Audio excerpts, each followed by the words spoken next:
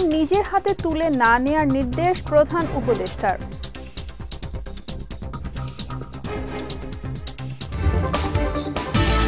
শুক্রবারেও চলছে metro rail, চালু হয়েছে কাজীপাড়া স্টেশন।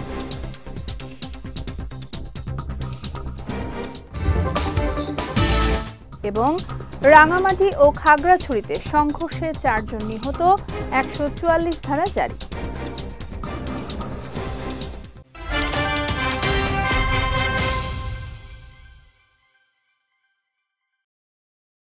আসসালামু আলাইকুম। বিজয় রাতের সংবাদে আমন্ত্রণ জানাচ্ছি আমি সাদিয়া রিজওয়ানা তন্নি। শুনছিলেন শিরোনাম, এবারে বিস্তারিত।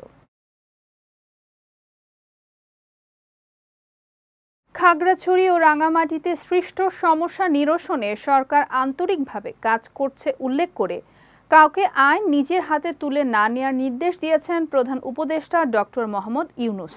বিকেলে প্রধান উপদেষ্টার ভেরিফাইড ফেসবুক অ্যাকাউন্ট থেকে দেয়া এক পোস্টে এই নির্দেশনা দেয়া হয়। এতে বলা হয়েছে, গতকাল খাগড়াছড়ি ও আজ রাঙামাটিতে সৃষ্ট সমস্যা নিরসনে আন্তরিকভাবে কাজ করছে সরকার। 18 সেপ্টেম্বর এক ব্যক্তিকে গণপিটুনি ও পরবর্তীতে তার মৃত্যুর ঘটনাকে কেন্দ্র করে চলমান হামলা, আক্রমণ ও প্রাণহানির ঘটনায় সরকার গভীরভাবে দুঃখিত এবং ব্যথিত। এসব ঘটনায় আগামীকাল স্বরাষ্ট্র উপদেষ্টার নেতৃত্বে সরকারের উচ্চ পর্যায়ের একটি প্রতিনিধি দল খাগড়াছড়ি ও রাঙামাটি পরিদর্শন করবেন বলেও পোস্টে জানানো হয়। যানজটের ভোগান্তি থেকে মুক্তি পেতে সাপ্তাহিক ছুটি শুক্রবারও মেট্রো রেল চালানোর দাবি ছিল অনেক দিনের। সে আক্ষেপ এবার দূর হলো নগরবাসীর। এবার শুক্রবারও চলবে মেট্রো রেল। একই সঙ্গে মেট্রো রেলের ক্ষতিগ্রস্ত কাজীপাড়া স্টেশনও চালু হয়েছে আজ। সহকর্মী হৃদয় খানকে সঙ্গে নিয়ে বিস্তারিত জানাচ্ছেন সায়ন সাব্বির।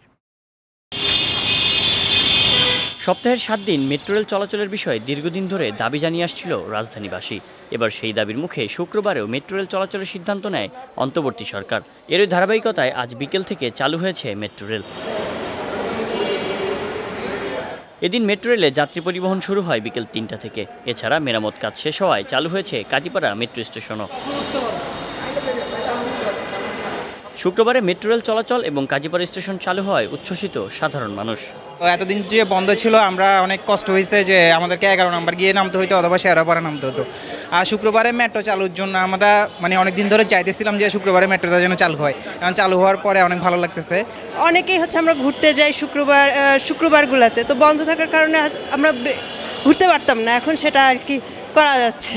শুক্রবারে এটা একটু পজিটিভ দিক, যারা শুক্রবারে ধরেন মানুষজন বিকেল টাইমে একটু বের হইতে চায় বা ফ্যামিলি নিয়ে একটু সময় দিতে চায়, তো সেক্ষেত্রে 3টার পর থেকে শুরু হওয়াটা এটা অবশ্যই যাত্রীদের জন্য একটা ভালো সুখবর। বন্ধের দিন যাত্রীদের চাপ কেমন পড়েছে সেই ডাটা সংগ্রহ করে মেট্রো চলাচলের সময় বাড়ানো হবে উল্লেখ করে মেট্রো রেলকে কমার্শিয়ালি এগোনোর জন্য 3.5 মিনিট পর চালানোর টার্গেট নেওয়া হচ্ছে বলে জানান ডিটিএমসিএল-এর ব্যবস্থাপনা পরিচালক। আমরা আজকে তো চালু করলাম, একটু ডাটা কালেকশন করি শুক্রবারের পরে কি ইম্প্যাক্ট হচ্ছে, তারপরে আবার আমাদের তো টার্গেট হচ্ছে 3.5 মিনিটে নিয়ে নামানো। 3.5 মিনিট পর কিন্তু মেট্রো ট্রেন চলবে আলটিমেটলি। সুতরাং সে লক্ষ্যে আমরা আগাচ্ছি, কিন্তু এটাকে কমার্শিয়ালি ভায়াবল করার জন্য যখনই প্রয়োজন হবে আমরা তখনই টাইম অ্যাডজাস্ট করব। সায়ন সাব্বির, বিজয় টিভি, ঢাকা।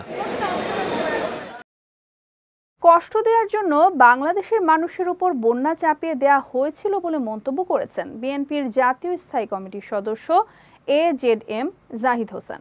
সকালে রাজধানীর নয়াপল্টনে দলের কেন্দ্রীয় কার্যালয়ের সংবাদ সম্মেলনে এই মন্তব্য করেন তিনি।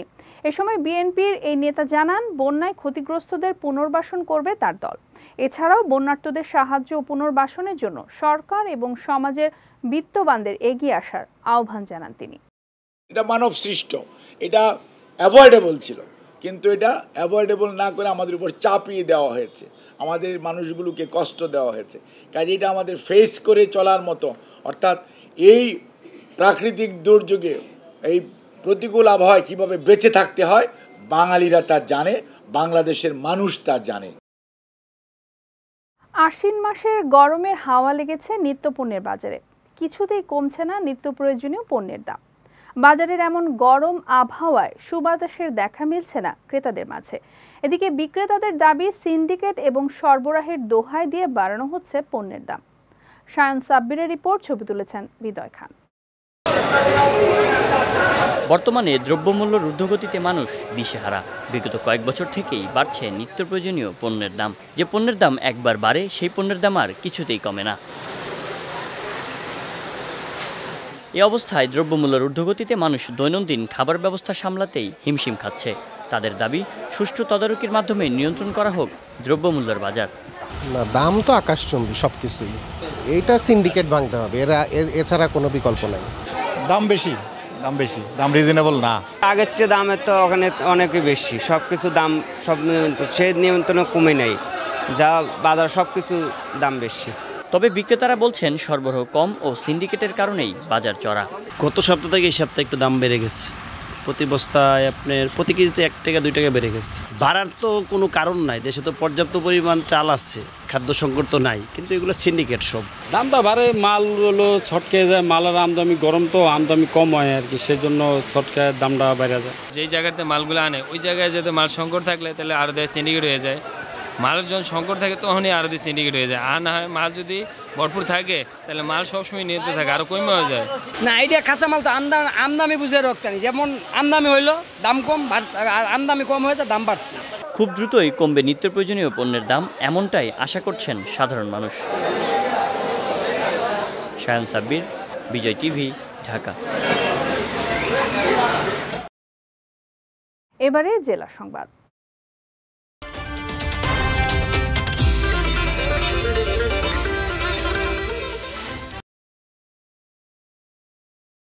খাগড়াছড়ির দীঘিনালার ঘটনাকে কেন্দ্র করে রাঙামাটিতে দুপক্ষের সংঘর্ষের ঘটনায় একজন নিহত হয়েছেন। এছাড়া আহত হয়েছেন বেশ কয়েকজন।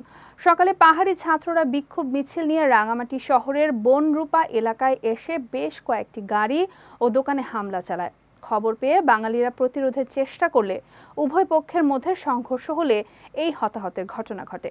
এদিকে এই ঘটনায় পরিস্থিতি নিয়ন্ত্রণে পরবর্তী নির্দেশ না দেয়া পর্যন্ত রাঙামাটিতে 144 ধারা জারি করেছে জেলা প্রশাসন। এর আগে গতকাল বিকেলে খাগড়াছড়ির দীঘিনালায় পাহাড়ি বাঙালি সংঘর্ষ ও অগ্নিসংযোগের জেরে রাতভর জেলা সদরে সহিংসতার ঘটনা ঘটে। এই ঘটনায় 3 জনের প্রাণহানি সহ বেশ কয়েকজন আহত হন। পরে আইন শৃঙ্খলা পরিস্থিতি স্বাভাবিক রাখতে খাগড়াছড়িতেও 144 ধারা জারি করে স্থানীয় প্রশাসন।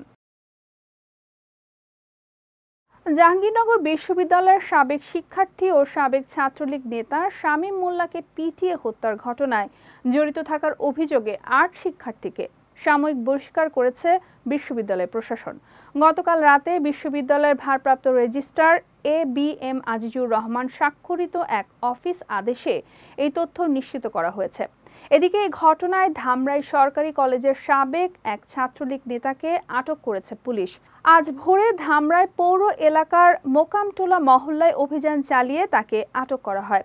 এর আগে শামীম মোল্লা হত্যার ঘটনায় 8 জনের নাম উল্লেখ সহ অজ্ঞাত আরও 20 থেকে 25 জনের বিরুদ্ধে আশুলিয়া থানায় একটি মামলা করেন জাহাঙ্গীরনগর বিশ্ববিদ্যালয়ের ডেপুটি রেজিস্ট্রার সুদীপ্ত শাহীন। টাঙ্গাইলের ধনবাড়িতে ট্রাকের ধাক্কায় ব্যাটারি চালিত অটোরিকশার 2 যাত্রী নিহত হয়েছেন। এছাড়া আহত হয়েছেন আরও 2 জন। সকালে উপজেলার ধোপাখালীর বাঘিল এলাকায় এই দুর্ঘটনা ঘটে বলে নিশ্চিত করেছেন ধনবাড়ি থানার ভারপ্রাপ্ত কর্মকর্তা ইদ্রিস আলী।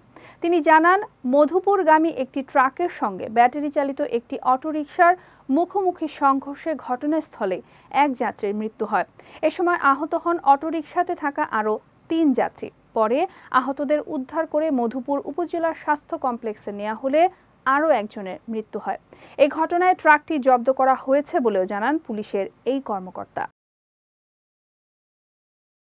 ময়মনসিংহে অ্যাম্বুলেন্স নিয়ে ডাকাতির প্রস্তুতির সময় দেশীয় অস্ত্রসহ 6 জনকে গ্রেফতার করেছে জেলা গোয়েন্দা পুলিশ। দুপুরে ফুলপুর উপজেলার বওলা ইউনিয়ন থেকে তাদের গ্রেফতার করা হয়। এ তথ্য নিশ্চিত করে জেলা গোয়েন্দা পুলিশের ভারপ্রাপ্ত কর্মকর্তা শহীদুল ইসলাম জানান, গোপন সংবাদের ভিত্তিতে সুতারপাড়া চৌরাস্তা বাজারে অভিযান চালিয়ে একটি অ্যাম্বুলেন্স জব্দ করা হয়। এ সময় তল্লাশি চালিয়ে 3টি ধারালো ছুরি সহ 6 ডাকাতকে গ্রেফতার করা হয়। গ্রেফতারকৃতদের বিরুদ্ধে ফুলপুর থানায় মামলা দায়ের করে আদালতের মাধ্যমে তাদের জেল হাজতে পাঠানো হয়েছে বলেও জানিয়েছে ডিবি পুলিশ।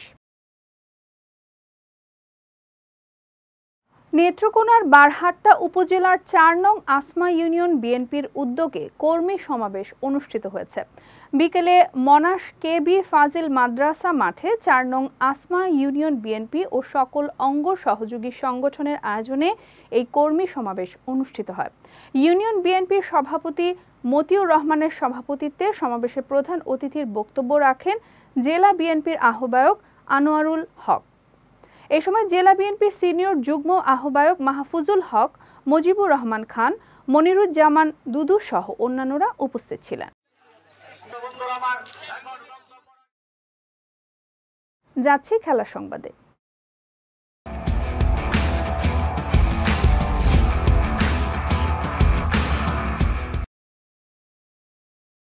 চেন্নাই টেস্টে ভারতের করা ৩৭৬ রানের জবাবে ব্যাটিং ব্যর্থতায় পড়েছে বাংলাদেশ দল। ১৫০ থেকে ১ রান দূরে থাকতেই অর্থাৎ ১৪৯ রানে অল আউট হয়ে ফলো অনে পড়ে টাইগাররা। নাজমুল হোসেন শান্ত ছাড়া টপ অর্ডারের কোনো ব্যাটাররাই পৌঁছতে পারেননি ২ অঙ্কের স্কোরে। এদিকে বাংলাদেশকে ফলো অন না করিয়ে ব্যাট করতে নেমে রান ৭০-এর ঘরে পৌঁছাবার আগেই ৩ টপ অর্ডারকে হারায় ভারত। তাসকিন, নাহিদ ও মিরাজ ৩টি উইকেট শিকার করেন। শেষ পর্যন্ত দ্বিতীয় দিন শেষে ৩০৮ রানে এগিয়ে রয়েছে স্বাগতিকরা। চ্যাম্পিয়ন্স লিগের এবারের মৌসুমে প্রথম হারের স্বাদ পেয়েছে বার্সেলোনা। ফরাসি ক্লাব মোনাকোর কাছে কাতালানরা হেরেছে ২-১ গোলে। খেলার ১০ মিনিটে বার্সা ডিফেন্ডার এরিক গার্জিয়ার ফাউল করে মাঠ ছাড়ার পর ম্যাচের নিয়ন্ত্রণ নিতে খুব বেশি সময় লাগেনি মোনাকোর। ম্যাচের ১৬ মিনিটে ম্যাগনেস আকলিউচের দারুণ এক আক্রমণে স্বাগতিকরা এগিয়ে যায় ১-০-তে। পরে লামিন ইয়ামালের গোলে বার্সেলোনার সমতায় ফিরলেও খেলার ৭১ মিনিটে সতীর্থের কাছে থেকে বল পেয়ে দারুণ এক ফিনিশিংয়ে মোনাকোকে ২-১ গোলে এগিয়ে নেন জর্জ লেনিকেনা। শেষ পর্যন্ত স্বাগতিকদের পরিকল্পিত আক্রমণে কোণঠাসা হয়ে পড়ে হান্সি ফ্লিকের শিষ্যরা। বিজয় রাতের সংবাদ শেষ করার আগে শিরোনামগুলো দেখে নিচ্ছে আরও একবার।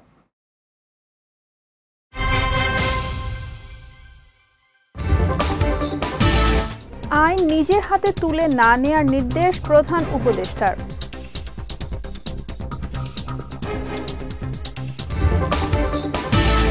শুক্রবারেও চলছে মেট্রো রেল, চালু হয়েছে কাজীপাড়া স্টেশন।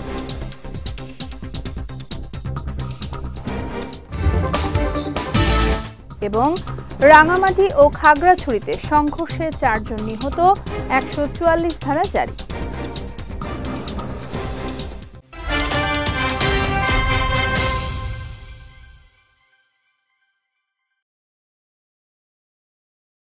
বিজয় রাতের সংবাদ শেষে আজকের মতো আমি সাদিয়া রেজওয়ানা তনি আপনাদের কাছ থেকে বিদায় নিচ্ছি। আগামীকাল একই সময়ে নতুন সব খবর দেখতে চোখ রাখুন বিজয় টিভিতে। এছাড়াও আজকের বিজয় রাতের সংবাদের ভিডিও দেখতে পারেন আমাদের ইউটিউব এবং ফেসবুক পেজে। আমাদের ইউটিউব হলো youtube.com/BJTV অফিসিয়াল এবং আমাদের ফেসবুক পেজ হলো facebook.com/BJTV লিমিটেড। এতক্ষণ সঙ্গে থাকার জন্য ধন্যবাদ সবাইকে।